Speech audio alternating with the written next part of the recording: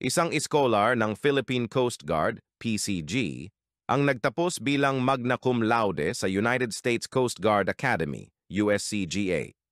Si Probationary Ensign John Rex Adong Gaviola, Tubong Cavite, ay nagtapos ng Bachelor of Science in Mechanical Engineering at kabilang sa USCGA Class of 2025.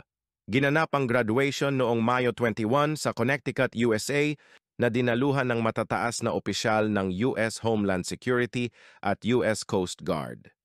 Si Gaviola ay produkto ng PCG's International Cadetship Program at nagtapos din ng may karangalan sa Philippine Science High School noong 2021. Pagbalik sa bansa, siya ay itatalaga bilang ensign sa PCG at magsisilbi ng hindi bababa sa 8 taon.